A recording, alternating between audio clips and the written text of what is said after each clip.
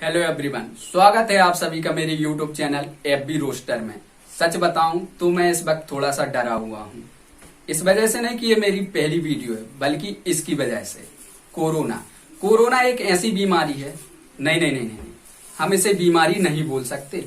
Corona एक महामारी है जो ये नहीं समझती कि तुम कितने बड़े घराने से हो, तुम्हारा बाप मंत्री है या नहीं, तुम किस खानदान से हो। ये महामारी किसी को भी हो सकती है। डॉन को पकड़ना मुश्किल ही नहीं, नामुमकिन है। डॉन। अब जैसे 11 मुल्कों की पुलिस नहीं पकड़ सकी, उसे भाई साहब कोरोना ने पकड़ लिया है। मैं तो भैया घर में ही रहता हूं और उम्मीद करता हूं कि आप लोग भी घर में सुरक्षित होंगे। और ऐसा लग रहा है कि हम पाषाण युग में जी रहे हैं। ना स्कूल, ना कॉलेज, ना काम, सिर्फ खाना, सोना और गुफा में रहना। सब्जी लेने जाना जैसे शिकार पर जाना। और जब मैं सब्जी लेने गया तो मैं मास्क लगा के गया, लेकिन मैं वहां पर क्या देखता हूं कि लोगों ने मास्क लगाने के अलग अलग तरीके निकाल रखे हैं।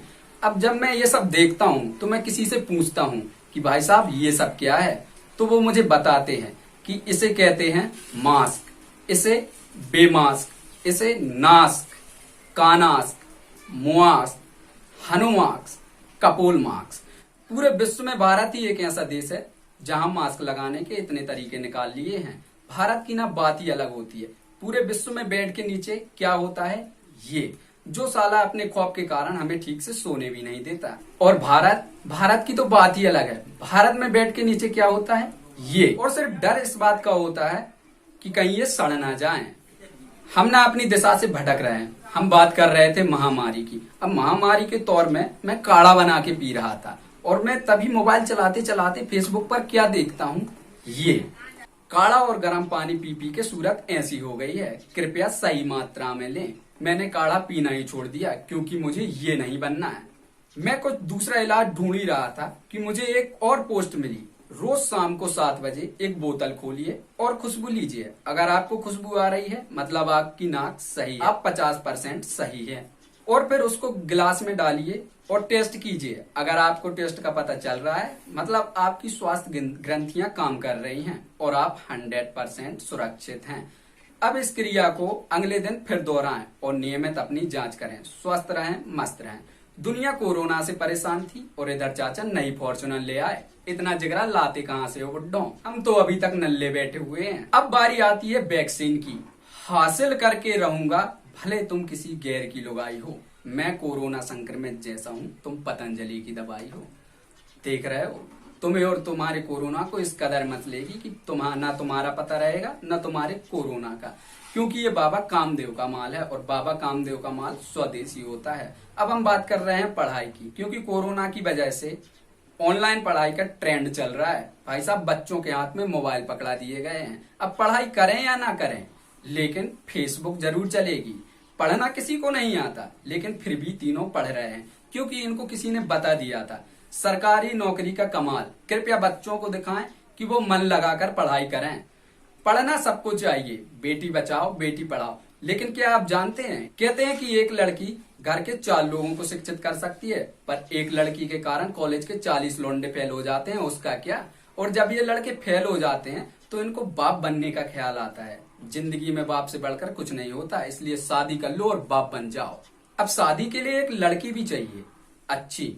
फिर भगवान से भी प्रार्थना करते हैं, हे भगवान सेटिंग करा या ना करा, लेकिन घरवाली ऐसी देना कि पड़ोसियों के कलेजे फट जाएं। और भगवान इनकी सुन लेता है और ऐसी भी देता है। दीदी थोड़ा सा डिस्टेम्पर हाथ पैर में भी लगा लेती। इन लड़कियों का ना यही है यार, मोटरसाइकिल की जान ले लेंगी पर किसी गरीब का भला नहीं करेंगी। और कुछ लोग जो रास्ता भटक गए थे, अब टिकटॉक बैन होने के बाद अपने अपने घर लौट आए हैं कलाकार, क्योंकि टिकटॉक को ना कोरोना हो गया था। खुद तो चल बसा, संपर्क में आने वाले 58 भी चल बसे और उनसे रिलेटेड जो थे वो 118 भी चल बसे। चाइनीज को ना हमारे देश में इस कदर बैन किया गया है कि लोगों ने चाइनीज को हिना कर दिया है। चाइना के जब ऐप बैन हुए तब ना फेसबुक पर एक लगातार पोस्ट जा रही थी। ईश्वर का लाख लाख शुक्र है कि फेसबुक व्हाट्सएप चाइनीज नहीं थे, वरना हम सब ऐसे बिछड़ जाते जैसे कुंभ के मेले में निरूपा राय के बच्चे। अब कहीं तुम लोग गूगल पर निरूपा राय सर्च करने मत लग जाना, क्योंकि गूगल पे भी कुछ कम नहीं हगाए इन लोगों ने।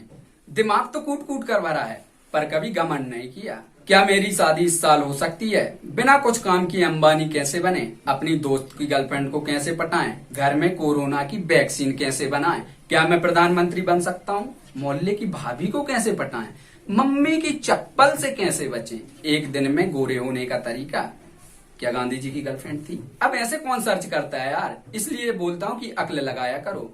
अब हमसे ना बचपन में एक ही सवाल ज्यादा पूछा जाता था कि अक्ल बड़ी है भैंस। सभी को जवाब पता होता था कि अक्ल बड़ी है, लेकिन भाई साहब मेरा जवाब कुछ और ही था, भैंस बड़ी है। अब आप मेरी बातों पर क्यों विश्वास करोगे? आप खुद ही देख लो। फाटक बंद होने पर भैंस रुक गई, लेकिन इंसान नहीं। अब बताओ, अक्ल बड़ी या भैंस? अब भैंस तो भैंस थी, रुक गई, लेकिन जाने वाले को कौन रोक सकता है? जाने वाले को रोको मत, उन्हें रास्ता दें, और हो सके तो पीछे से एक लात भी दें, क्योंकि लोग आपसे नहीं आपकी स्थिति से हाथ मिलाते हैं। यही जीवन का कड़वा सत्य है। लोग खेत से कुछ नहीं निकाल पाते, लेकिन मेहर जरूर निकाल लेते हैं। इसलिए आज की बकचोदी यही खत्म करते हैं।